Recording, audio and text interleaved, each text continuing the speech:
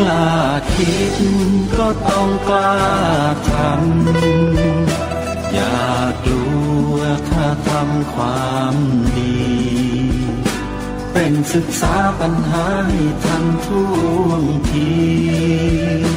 เมืองไทยจะพัฒนากว่านี้รายการดีๆคดีโลกคดีธรรมขอรำพันบรรยายความคิดเครื่องหมายแห่งสีทั้งสามงามถนัดขาวคือบริสุทธิ์สีสวัสดิ์หมายพระไตรรัตน์และธรรมะคุ้มจิตไทยแดงคือโลหิตเราใสซึ่งยอมสละได้เพื่อรักษาชาติศาสนาน้ำเงินคือสีโสภาอันจอมประชาถ้าโปรดเป็นของส่วนองค์จากริ้วเข้าเป็นไตรรงค์จึงเป็นสีธงที่รักแห่งเราชาวไทยทหารอวตารนำไปยงยุทธวิชัยวิชิตก็ชูเกียรติสยามประเทศไทยที่เจริญมั่นคงมาได้จนถึงทุกวันนี้มิได้เกิดขึ้นจากความหวาดกลัวอย่างคลาดเขลาแต่บรรพบุรุษไทยของเราทุกยุคทุกสมัยล้วนแต่มีความกล้าหาญและชาญฉลาดปกป้องเอกราชสร้างชาติให้เกิดความมั่นคงโดยมีธงแห่งพระไตรรัตน์เป็นเครื่องนำชัยจึงเป็นที่มาที่ไปของรายการคดีโลกคดีธรรมกล้าคิดก็ต้องกล้าทำอย่ากลัวถ้าทำความดีเป็นศึกษาปัญหาให้ทันท่วงทีเมืองไทยจะพัฒนากว่านี้รายการดีๆคดีโลกคดีธรรมรายการดีๆคดีโลกคดีธรรม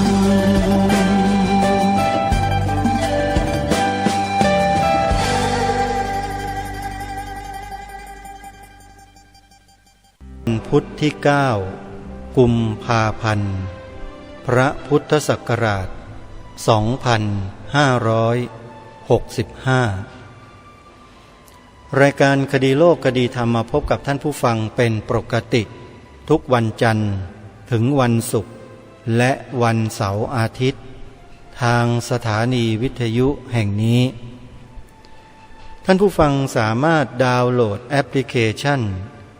เพื่อติดตามรับฟังรายการนี้ได้เป็นประจำทุกวันแอปพลิเคชันมี2แบบมี2ชื่อแรกสมาพันธ์สื่อวิทยุพระพุทธศาสนาอาเซียนอันนี้เป็นแอปพลิเคชันแรกๆที่จัดทำขึ้นมาแล้วก็ยังคงใช้อยู่ตามปกติใครที่ดาวน์โหลดเอาไว้แล้วอย่าไปลบถ้าลบแล้วมันจะกลับมาใช้ไม่ได้เพราะไม่มีการอัปเดตต่อเนื่องแต่แอปพลิเคชันใหม่ที่สาธุชนสามารถพิมพ์เพื่อดาวน์โหลดในชื่อนี้ก็คือสถานีวิทยุพุทธศาสนาทั่วไทยสถานีวิทยุพุทธศาสนาทั่วไทยแอปพลิเคชันตัวใหม่นี้ได้รวบรวมสถานีวิทยุพระพุทธศาสนาแห่งชาติของครูบาอาจารย์ของเราไว้ในที่เดียวกันมากถึง36สถานี36สถานีเปิดฟังได้ทุกสถานีเลย และบางสถานีเปิดออกอากาศตลอด24ชั่วโมงเพราะฉะนั้นใครที่มีความประสงค์มีความใคร่จะฟังธรรมท่านจะได้ฟังสมใจที่ต้องการเพราะแอปพลิเคชันนี้ถูกสร้างขึ้นมาเพื่อการฟังธรรมโดยเฉพาะการฟังธรรมไม่ได้หมายความว่าฟังเฉยๆแต่ฟังแล้วนำไปปฏิบัติด้วยเพราะในแนวทางของพระพุทธศาสนานั้นเน้นเรื่องการประพฤติปฏิบัติเป็นหลักถ้าไม่ประพฤติไม่ปฏิบัติผลจะเกิดขึ้นไม่ได้เพราะฉะนั้นการฟังธรรมจึงเป็นด่านแรก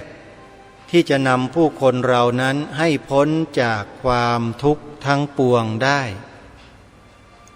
สุดสูสัง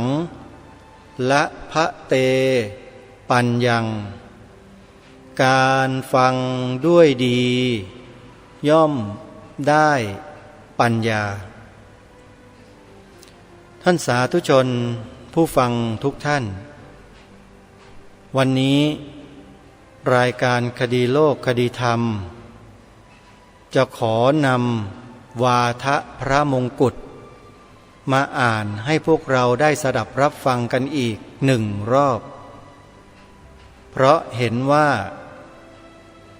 พระราชดำรัสหรือพระบรมราโชวาทขององค์พระบาทสมเด็จพระมงกุฎเกล้าเจ้าอยู่หัวนี้ชัดเจนแจ่มแจ้งมากๆไม่ต้องอธิบายความเพิ่มเติมคนทั่วไปก็ฟังเข้าใจกันพระองค์ท่านทรงเน้นให้คนไทยลูกหลานไทยของเราเนี่ยรักษามรดกอันล้ำค่าของปู่ย่าตาทวดของเราไว้ทำไมต้องรักษาด้วยล่ะก็เพราะพวกเรานั้นเป็นลูกหลานไทยเราจึงจำเป็นต้องรักษากันไว้สิ่งที่เรารักษานั้นเป็นมรดกที่ล้ำค่าซึ่งหาในโลกนี้ได้ยากมากๆหายากยิ่งกว่าแก้วแหวนเงินทองเพชรนิลจินดาเสียอีกสิ่งนั้นคืออะไรเดี๋ยวสักครู่หนึ่งจะนำมาเปิดเผยให้พวกเราได้รับรู้รับทราบร่วมกันเมื่อเรารับรู้รับทราบแล้วก็อย่าลืมช่วยกันสืบสารพระราชปณิธานของพระองค์ท่านด้วยเป็นคนกตัญญูกตเวทีด้วยอันนี้เป็นเรื่องที่สำคัญมากที่ทุกวันนี้ดูเหมือนว่าคนไทยเราจะห่างเหินไปจากความดีในข้อนี้กันมากใครมีธรรมะข้อนี้ก็ถือว่าเป็นผู้ที่โชคดีไปแต่ใครที่ไม่มีอันนี้เป็นอันตรายนอกจากจะเป็นอันตรายต่อตัวเองครอบครัวตัวเองชุมชนของตัวเองแล้วยังเป็นอันตรายถึงระดับชาติทำไมอันตรายถึงระดับชาติเพราะว่าคนอกตัญญูต่อแผ่นดินนั้นมันสามารถอกตัญญูต่อทุกสิ่งทุกอย่างได้หมดมันสามารถขายชาติได้มันสามารถทำตัวเป็นไส้ศึกให้กับศัตรูได้มันสามารถทำตัวให้เหมือนกับเกลือเป็นหนอนได้หรือมันเป็นสะพานเชื่อมให้หนอนเข้ามาบ่อนไส้พวกเรากันได้แล้วคนพวกนี้มันก็พร้อมเสมอถ้ามีเหตุปัจจัยอะไรที่ทำให้มันเกิดความพึงพอใจมันแปรพักได้ทันทีนี่คือลักษณะของคนอกตัญญูจะมีลักษณะเช่นนี้แล้วในประเทศชาติบ้านเมืองไทยเรามีไหม ท่านผู้ฟังก็ลองพิจารณานึกดูเอาเองถ้าไม่มีบ้านเมืองมันจะเป็นอย่างนี้ไหมแล้วถ้ามีบ้านเมืองก็จะเป็นอย่างนี้ไหมลองพิจารณาดูสำหรับรายการคดีโลกคดีธรรมนั้นประจักษ์ชัดเจนถึงสิ่งเหล่านี้จึงกล้าที่จะนำสิ่งเหล่านี้แหละมานำเสนอในรายการเพื่อปลุกจิตสำนึกของพวกเราคนไทยเนี่ยให้กลับฟื้นคืนมาอย่ามัวแต่หลับไหลเคลิบเคลิ้มหลงกระแสที่ฝ่ายศัตรูมันโปรยให้ทุกวันอยู่ศัตรูมันโปรยหัวข่าวบ้างโปรยเนื้อหาในข่าวบ้างพวกเราก็เฝ้าติดตามบริโภคกินเสพพวกนี้อยู่และสุดท้ายก็ติดเชื้อในกระแสจิตโดยไม่รู้ตัวคนที่ติดเชื้อในกระแสจิตมีอาการบ่งบอกอยู่ประการหนึ่งที่ดูได้ไม่ยากอาการนั้นคืออะไรอาการเกลียดธรรมะอาการเกลียดพระสงฆ์นั่นแหละคืออาการของพวกที่ติดเชื้อในกระแสจิตแล้วเป็นอย่างนี้กันทุกคนที่ติดเชื้อในกระแสจิตเนี่ยนี่คือสิ่งที่ทางรายการย้ำมาโดยตลอดว่าอย่าให้เราหรือตัวเรานั้นไปติดเชื้อในกระแสจิตเป็นอันขาดไม่เช่นนั้น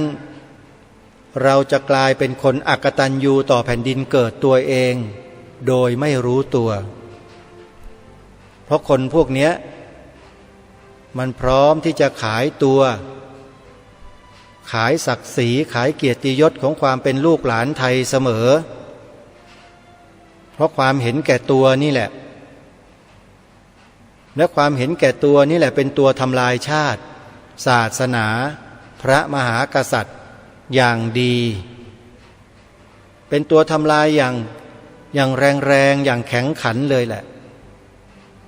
สิ่งเนี้ยด้วยเหตุนี้รายการคดีโลกคดีธรรมจึงอยู่นิ่งไม่ได้เฉยไม่ได้เมื่อรู้สถานการณ์แล้วก็ต้องรีบออกมาทำหน้าที่บอกพี่น้องคนไทยของเราให้ตื่นรู้ไม่ใช่ตื่นมางัวเงียแล้วก็หลับกันต่อไม่ใช่ตื่นรู้แล้วก็ลุกขึ้นสู้ต่ออุปสรรคและปัญหาที่อยู่ตรงหน้าด้วยวิธีการที่ถูกต้องสู้แบบง่ายๆทำได้ทุกคนจำสโลแกนนี้ไว้นะสู้แบบง่ายๆทำได้ทุกคนคืออะไรก็คือทำ3 ข้อที่ทางรายการเสนอแนะข้อที่1ให้ทุกคนกล่าวหรือพูดคำนี้ให้เหมือนกันทั้งประเทศคือคำว่าพระพุทธศาสนาเป็นศาสนาประจำชาติไทยของเรานี่คือความจริงของประเทศของเราแล้วเมื่อเรามีความจริงของประเทศเป็นเช่นนี้แล้วเราก็ไปเก็บงำมาไว้ไปใส่ลิ้นชักไม่ยอมที่จะเผื่อแผ่ให้ลูกให้หลานเยาวชนคนไทยของเราในส่วนต่างๆได้รับรู้รับทราบ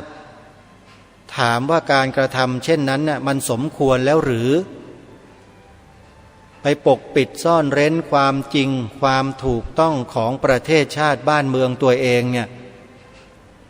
มันไม่ควรเลยแต่ที่สมควรก็คือต้องช่วยกันเผยแพร่ช่วยกันกล่าวคำนี้ออกไป ให้ลูกหลานเยาวชนสืบสารต่อพระพุทธศาสนาเป็นศาสนาประจำชาติไทยของเรานี่คือข้อที่หนึ่งส่วนข้อที่สองก็เป็นไปในลักษณะเดียวกันแต่ปรากฏมีเป็นหลักฐานยืนยันชัดเจนแล้วสามารถอ้างอิงไปยืนยันในสิ่งที่เราทำข้อที่หนึ่งได้ข้อสองเนี่ยมันยืนยันข้อที่หนึ่งที่เราช่วยกันกล่าวช่วยกันพูดได้เลยข้อที่สองนั้นคืออะไรความหมายพระราชทานธงไตรรงค์หรือธงชาติไทยของเรานั่นเองที่มีแถบสามสีแดงขาวน้ำเงินแดงขาวน้ำเงินคือหลักฐานที่เป็นเครื่องยืนยันว่าพระพุทธศาสนาเป็นศาสนาประจำชาติไทยของเราอันนี้คือพระบรมราโชวาทพระราชปณิธานและสิ่งที่เป็นพระราชดำริขององค์บุรพมหากษัตริย์ไทยของเราตลอดมาทุกยุคทุกสมัยซึ่งพระองค์ทรงต้องการให้ประเทศไทยเรานั้นมีหลักคำสอนในทางพระพุทธศาสนาบูรณาการลงไปทุกหย่อมหญ้าของแผ่นดินจึงได้ทรงฝากภาระธุระในการสั่งสอนศาสนาระงับอธิกรณ์แด่เจ้าคณะพระสังฆาธิการที่มียศมีตำแหน่งให้ช่วยดูแลรักษาพระพุทธศาสนาต่างพระเนตรพระกันของพระองค์ท่านเราก็ทำหน้าที่ของเราเรื่อยมาบางทีก็มีบางท่านบางรูปย่อหย่อนกันไปบ้างก็เป็นเรื่องปกติธรรมดาของคนที่ยังไม่ได้ผ่านการเรียนรู้ศึกษาและปฏิบัติก็มักจะทำอะไรแผลงอยู่อย่างนั้นแหละมันก็เป็นเรื่องปกติธรรมดาในทุกองค์กรก็มีด้วยกันทั้งนั้นแต่ทั้งนี้ทั้งนั้นไม่ได้หมายความว่าพอเห็นพระสงฆ์รูปหนึ่งหรือได้ยินข่าวในสื่อแมลงวันเที่ยวประโคมข่าวพระภิกษุกระทำไม่ดีอย่างนั้นอย่างนี้อยู่3 วัน 7 วันญาติโยมก็มีอาการติดเชื้อในกระแสจิตเข้าให้เสร็จแล้วก็มาเกลียดพระทั้งสังฆมณฑลเลย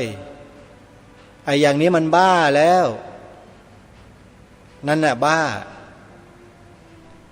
คนคนเดียวกระทำความผิดแต่เหมาโหลทั้งบ้านทั้งเมืองบอกพระสงฆ์ในประเทศนี้เลวทั้งหมดเนี่ยมันบ้าไหมล่ะคนที่คิดแบบนั้นน่ะท่านสาธุชนลองพิจารณาด้วยความเป็นธรรมดูทีนะอย่าเพิ่งมาว่ารายการนี้ปากจัดพูดจาไม่ไพเราะอย่าเพิ่งพูดโยมฟังก่อนอาตมาภาพกำลังพูดเรื่องเหตุเรื่องผลอยู่โยมว่าจริงไหมล่ะสื่อทุกสื่อในประเทศไทยนำเสนอพระสงฆ์รูปเดียวเหมือนกันทุกช่องเลยเปิดไปที่ไหนก็เจอเปิดไปที่ไหนก็เจอแล้วพวกนักข่าวมันก็ตีไข่ใส่สีประโคมกันเละเทะสร้างความชี้นำอะไรต่างๆให้เกิดความรังเกียจไม่พอใจขึ้นมาเนี่ยแล้วเราผู้บริโภคพอเสพเข้าทุกวันเกิดความรังเกียจพระสงฆ์ทั้งบ้านทั้งเมืองเนี่ยถามว่าบ้าไหมแบบนี้บอกว่าพระในประเทศไทยเนี่ยมีดีอยู่แค่นี้รูปหนึ่ง2 รูปไอ้คนที่พูดแบบนี้โยมไอ้พวกบ้ามันบ้าแล้วพระสงฆ์มี300,000-400,000 รูปมันบอกดีอยู่แค่2 รูปไม่รู้ใครแต่อาตมาภาพเคยได้ยินในคลิปก็มีคลิป YouTube อะไรต่างๆเนี่ยลองเปิดไปดูก็ได้เดี๋ยวก็เจอนั่นแหละบ้าวงการไหนก็ตามถ้าไม่มีคนดีอยู่เป็นจำนวนมาก วงการนั้นจะอยู่ไม่รอดไม่ปลอดภัยมีอันเป็นไปในที่สุดทันทีไม่มีข้อยกเว้นนี่คือเรื่องจริงท่านผู้ฟัง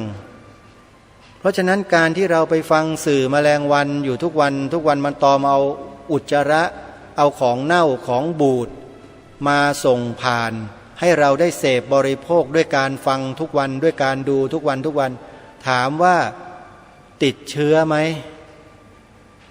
ติดอาตมาจึงตั้งชื่อว่าติดเชื้อในกระแสจิตนั่นแหละเสพบริโภคสื่อเหล่านั้นทุกวันมันติดเชื้อได้พอติดเชื้อแล้วมันตายได้นะจะบอกให้ไม่ใช่ตายไม่เป็นนะติดเชื้อในกระแสจิตเนี่ยตายจากคุณงามความดีตายจากสุขติภูมิไม่มีที่จะสามารถวนกลับมาสู่สุขติภูมิได้มีแต่จะดิ่งลงลึกไปเรื่อยๆจนกระทั่งถึงอเวจีมหานรกโลกันตะนรกนู่นแหละคนพวกนี้ไม่มีสติไม่มีปัญญาเลยนึกจะพูดอะไรก็พูดนึกจะใส่อะไรก็ใส่อย่างนี้แหละที่ทำให้พระพุทธศาสนาของเราย่ำแย่เพราะความคิดความเห็นความเชื่อที่ผิดเช่นนี้เองวันนี้รายการคดีโลกคดีธรรมจึงได้น้อมนำพระบรมราโชวาทของล้นเกล้ารัชกาลที่6มาอ่านให้พวกเราได้ฟังกันอีกรอบหนึ่งเพื่อหวังให้พวกเรานั้นมีความรู้สึกเป็นน้ำหนึ่งใจเดียวกันกับทางวัดแล้วให้ช่วยกันประสานงานประชาสัมพันธ์นั้นแล้วก็บอกข่าวกับพี่น้องประชาชนคนไทยของเราให้รับรู้รับทราบในเรื่องราวทั้งหลายทั้งปวงในแต่ละช่วงเนี่ยให้เกิดความเหมาะสมสื่อของพวกเราทั้งหลายทั้งปวงที่เป็นสื่อวิทยุพระพุทธศาสนาอาเซียนเนี่ยเป็นสื่อที่เปิดโอกาสให้ทุกคนมีสิทธิ์ที่จะศึกษาเรียนรู้หลักธรรมคำสอนในทางพระพุทธศาสนาได้ตลอด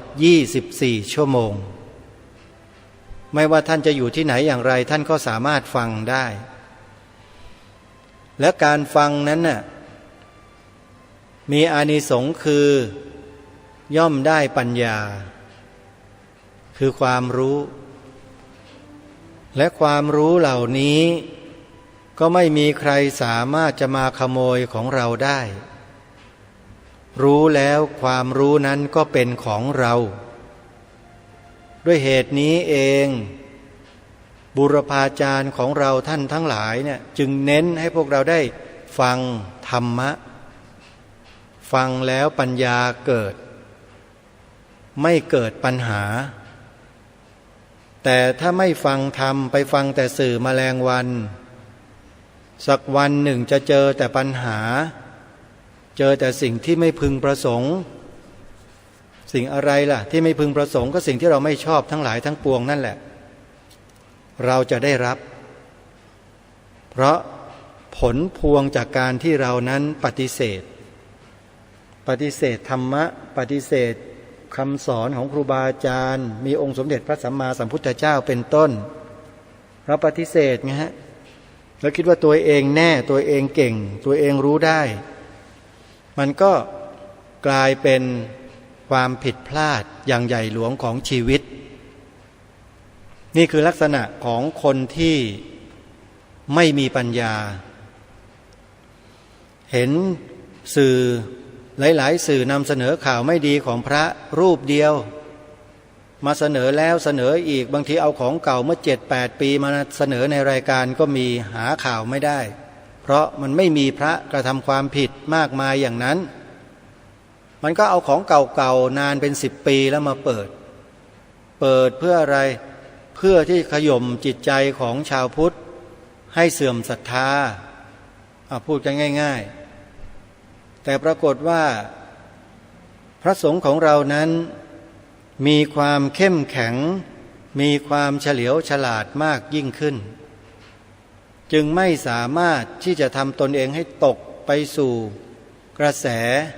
ที่ผิดได้เลยพระสงฆ์ส่วนมากจึงไม่ค่อยติดเชื้อในกระแสจิตกันสักเท่าไหร่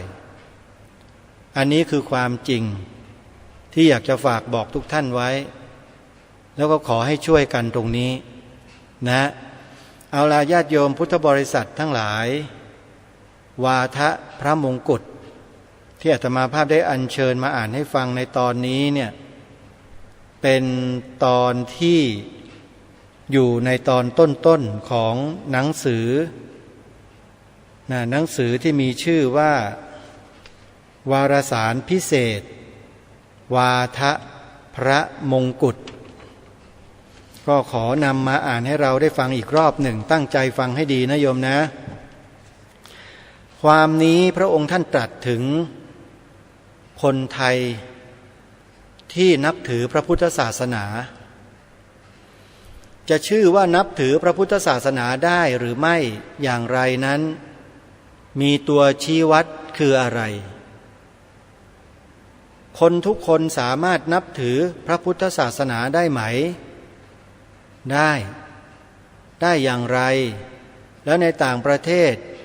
ที่เขาทำอยู่นั้นน่ะซึ่งเดี๋ยวเราก็จะได้มาฟังกันนะในเบื้องต้นวันนี้หัวข้อ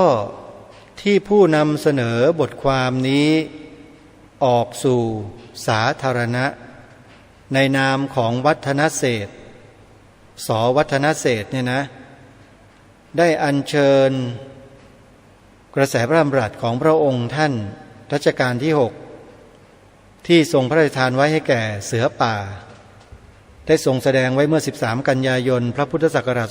2457เนี่ยมาตีพิมพ์ไว้มาบอกกับพวกเราชาวพุทธทุกคนเพื่อไม่ให้พวกเราเนี่ยหลงทิศหลงทางหรือว่าหลงเชื่อคนอื่นมากกว่า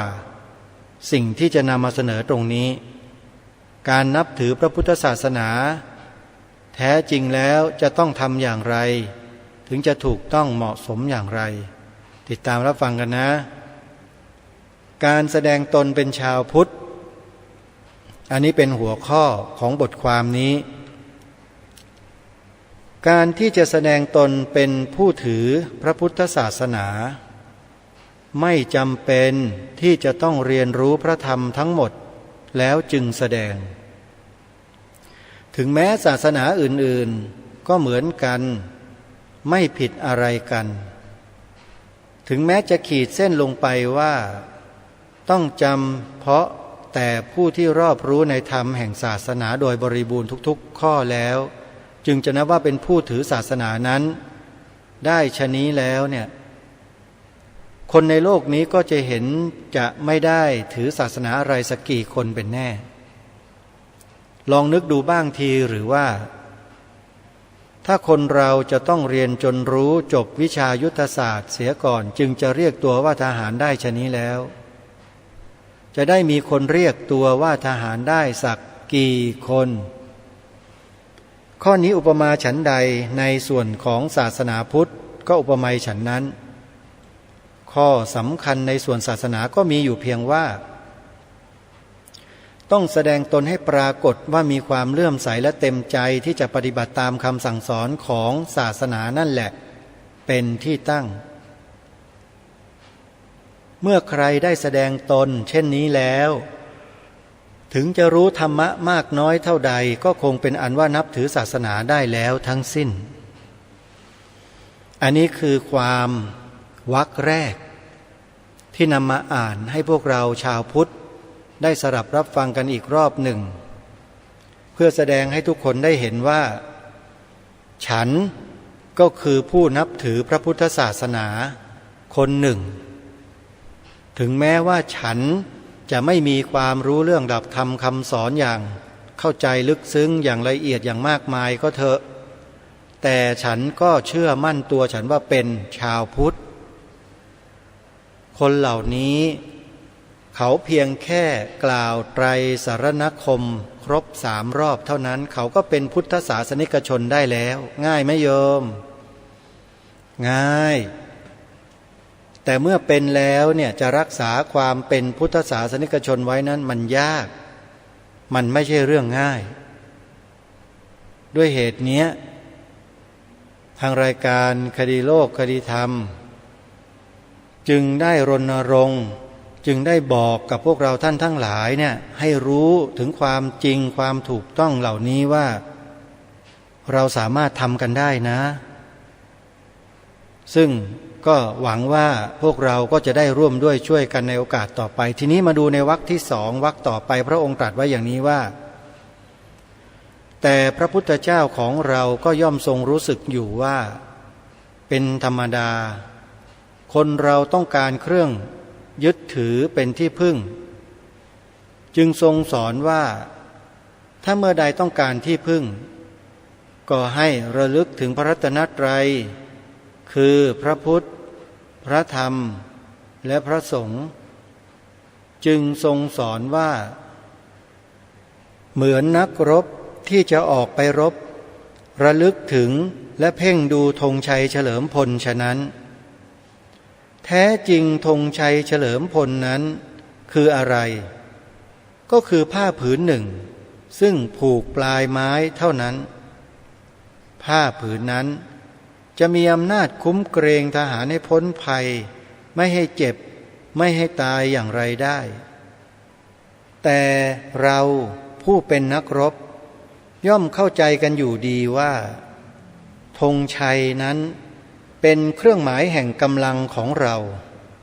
เป็นเครื่องหมายแห่งความตั้งใจของเราที่จะต่อสู้ชิงชัยแก่ข้าศึกเพื่อรักษาเกียรติยศและความเป็นไทยแห่งชาติของเราเป็นเครื่องเตือนใจมิให้เราเผลอตัวลืมหน้าที่ของเราผู้เป็นนักรบดังนี้ธงชัยจึงเป็นสิ่งสำคัญอันจำเป็นที่จะต้องมีในกองทัพ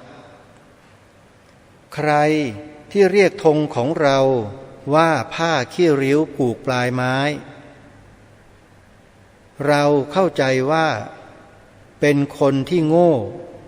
ไม่รู้จักหัวใจนักรบไม่รู้จักความรักชาติบ้านเมืองอันแท้จริงธงชัยเป็นเครื่องหมายแห่งหัวใจนักรบจึงเป็นเครื่องเคารพรักใคร่ของนักรบดังนี้ฉันใดพระรัตนตรัยก็เป็นเครื่องหมายแห่งพระพุทธศาสนาเป็นเครื่องเคารพรักใคร่ของพุทธศาสนิกชนฉันนั้นนี่ก็เป็นพระบรมราโชวาทความตอนหนึ่งที่มีผู้หยิบยกถอดความมาจากบทพระราชนิพนธ์เทศนาเสือป่าเพราะฉะนั้นนี่ก็คือน้ำพระราชฤทัยขององค์พระมหากษัตริย์ไทยของเราอีกพระองค์หนึ่งที่พระองค์ท่านนั้นทรงแสดงออกอย่างเด่นชัดและชัดเจนมากเกี่ยวกับเรื่องความรักชาติศาสนาพระมหากษัตริย์ก็ถือว่าบทความในหนังสือวาทะพระมงกุฎความตอนนี้ก็จบลงแล้วก็หวังเป็นอย่างยิ่งว่าพวกเราชาวพุทธทั้งหลายทั้งปวงที่มีความวิตกมีกังวลหรือกำลังไปฟังคำพูดวาทกรรมของใครอยู่ว่าเราไม่ใช่ชาวพุทธไม่ได้นับถือพุทธเนี่ยขอให้ท่านขจัดสิ่งนั้นออกไปจากหัวจิตหัวใจท่านได้เลยเพราะเพียงแค่เรากล่าวไตรสรณคมให้ครบ3 รอบเท่านั้นความเป็นพุทธศาสนิกชนของเราก็เกิดขึ้นทันทีพุทธังสรณังคัจฉามิธัมมังสรณังคัจฉามิสังฆังสรณังคัจฉามิเป็นต้นเหล่านี้ถ้าเรากล่าวครบทั้ง3วาระทุติยัมปิตติยัมปิด้วยแล้วเนี่ยนั่นแหละเราคือชาวพุทธนะขอฝากไว้ในช่วงเวลาที่เหลือตรงนี้อาตมาภาพจะขอฝากข่าวประชาสัมพันธ์บอกกับญาติโยมสาธุชนแล้วก็พระคุณเจ้าที่เคารพที่มีความเลื่อมใสศรัทธาซึ่งกันและกันอยู่นะครับว่าการจัดงานทอดผ้าป่าออนไลน์เพื่อร่วมสร้างถนนที่สวนป่าสามัคคีธรรมนั้น กระผมและอาตมภาพมิได้ไปจัดงานที่สวนป่าสามัคคีธรรมนะครับอาตมาไม่ได้จัดงานที่สวนป่าสามัคคีธรรมนะโยมหลายท่านหลายคนก็เข้าใจผิดคิดว่าพระครูประหลัดนรงฤทธิ์คงจะขับรถไปจัดงานเตรียมงานอยู่ที่สวนป่าสามัคคีธรรมแน่เลยไม่ได้ไปนะโยมนะเพราะฉะนั้นถ้าใครเข้าใจผิดคิดว่าอาตมาภาพจะจัดงานทอดผ้าป่าที่สวนป่าสามัคคีธรรมนั้นขอให้เข้าใจเสียใหม่นะว่าอาตมาภาพมิได้ไปจัดงานที่สุรินทร์นะโยมจัดงานอยู่ในกรุงเทพมหานครนี้เองวันที่16 กุมภาพันธ์วันมาฆบูชาเนี้ยอาตมาภาพจัดงานอยู่ที่กรุงเทพไม่ใช่ในต่างจังหวัดนะเพราะฉะนั้นใครที่ได้ยินว่าอาตมาภาพจะจัดงานที่จังหวัดสุรินทร์นั้นก็ขอให้เข้าใจเสียใหม่นะโยมนะอาตมาจัดอยู่ที่กรุงเทพไม่ได้จัดที่สุรินทร์ถ้าจัดที่สุรินทร์จะประกาศให้ชัดเจนว่าไปจัดที่นั่นแต่ถ้าบอกว่าทอดผ้าป่าออนไลน์แล้วไม่ได้จัดโยมนะไม่ได้จัดเพราะว่าช่วงนี้เป็นช่วงการแพร่ระบาดของโรคโควิด -19 การจัดกิจกรรมอะไรๆนั้นจะต้องคำนึงถึงเรื่องพวกนี้ด้วยถ้าไม่เหมาะสมถ้าไม่ปลอดภัยมันก็ไม่ควรที่จะจัดแต่ถ้าเห็นว่าปลอดภัยเหมาะสมแล้วก็จัดกันได้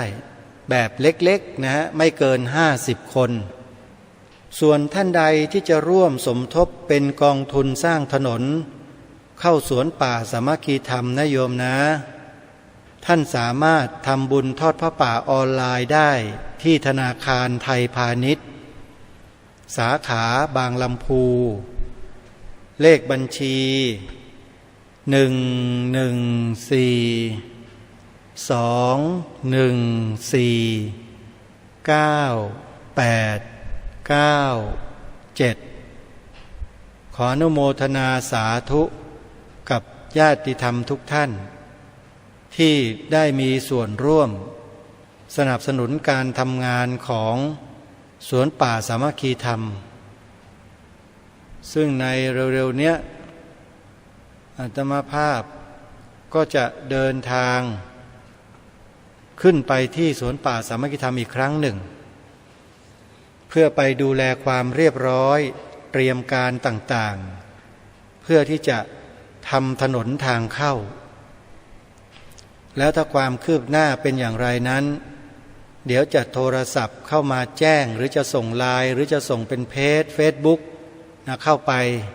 ก็คอยติดตามแล้วกันนะท่านสาธุชนทั้งหลายวันนี้เวลาเข้ามาสู่ช่วงท้ายแล้วท่านผู้ฟังอาตมาภาพก็มีข่าวประชาสัมพันธ์อีกข่าวหนึ่ง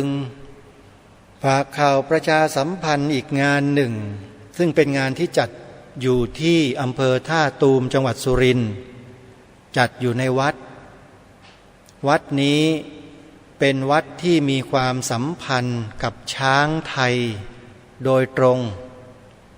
เพราะว่าวัดนี้ตั้งอยู่ในเขตพื้นที่ของหมู่บ้านเลี้ยงช้างทั้ง2 หมู่บ้านคือหมู่บ้านกระโพกับหมู่บ้านตากวนนะถ้าจำชื่อไม่ผิดนะฮะ2 หมู่บ้านนี้ชาวบ้านเลี้ยงช้างไว้ในหมู่บ้านเยอะมากแล้วเสร็จแล้วช้างเนี่ยประสบกับความไม่สบายเจ็บไข้ป่วยก็ไม่รู้จะแก้ปัญหายังไงก็นำช้างเนี่ยไปมอบให้หลวงพ่อถวายให้หลวงพ่อวัดป่าอาเจียงหลวงพ่อวัดป่าอาเจียงก็ปรุงอาหารสมุนไพรอะไรต่างๆเนี่ยให้ช้างได้กินปรากฏว่า7 วันช้างหายป่วยทางหลวงพ่อท่านก็มอบคืนกลับไปให้กับชาวบ้านแล้วก็ยอมเสียปัจจัยครั้งแรกนะให้กับชาวบ้านไปด้วยเพราะฉะนั้นในวันเสาร์ที่12 และวันอาทิตย์ที่13กุมภาพันธ์นี้ที่วัดป่าอาเจียงที่บ้านกระโพนะโยมนะอำเภอท่าตูมจังหวัดสุรินทร์จะจัดงานใหญ่งานหนึ่งซึ่งเป็นงานทำบุญฉลองเสมาธรรมจักรของเจ้าอาวาสวัดนี้ด้วยแล้วก็จะประกอบพิธีฮดสงฆ์แบบโบราณมีช้างเข้ามาประกอบงานแบบนี้ถ้าไม่ไปก็เสียดายเพราะฉะนั้นเมื่อโอกาสมาถึงสะดวกใครที่มีความสะดวกแล้วก็อยู่ไม่ไกลจนเกินไปเนี่ยก็อย่าลืมไปร่วมทำบุญกันนะโยมนะวันที่12-13กุมภาพันธ์ศกนี้ที่วัดป่าอาเจียงอำเภอท่าตูมจังหวัดสุรินทร์ก็ขออนุโมทนาสาธุกับทุกท่านที่มีส่วนร่วมมาถึงช่วงท้ายของรายการตอนนี้ก็อยากจะบอกกับพวกเราชาวพุทธและพี่น้องประชาชนคนไทยของเราว่าการที่รายการคดีโลกคดีธรรมอัญเชิญแนวพระดำริหรือกระแสพระดำรัสขององค์พระมหากษัตริย์มาเผยแพร่นี้ก็เพื่อเป็นเครื่องยืนยันกับพวกเราท่านทั้งหลายว่าเราคือพุทธศาสนิกชนซึ่งช่วงท้ายรายการนี้อาตมาภาพก็ขอให้พวกเราท่านทั้งหลายนั้นได้มีความสนใจในสิ่งที่องค์พระมหากษัตริย์ได้ตรัสไว้ให้มากขึ้นยิ่งขึ้นแล้วน้อมนำใส่เกล้าใส่กระหม่อมไปยึดถือและปฏิบัติเป็นแบบแผนอันเดียวกันให้ได้เพราะถ้าเราไม่ดำเนินรอยตามเบื้องพระยุคลบาทองค์พระมหากษัตริย์ไทยของเราแล้วเราจะกลายเป็นทาสของชาติอื่นทันทีโดยไม่ต้องสงสัยเพราะที่เราเป็นไทยอยู่ทุกวันนี้ก็เพราะเราดำเนินรอยตามเบื้องพระยุคลบาทของพระองค์ท่านมาโดยตลอดเพราะฉะนั้นอย่าย่อหย่อนในเรื่องนี้จงช่วยกันปกปักรักษาระวังป้องกันซึ่งถ้าหากว่าเราร่วมกันทำหน้าที่ของความเป็นลูกหลานไทยตามแนวพระราชดำริขององค์พระมหากษัตริย์ไทยของเราแล้วเนี่ยอาตมาภาพเชื่อมั่นว่า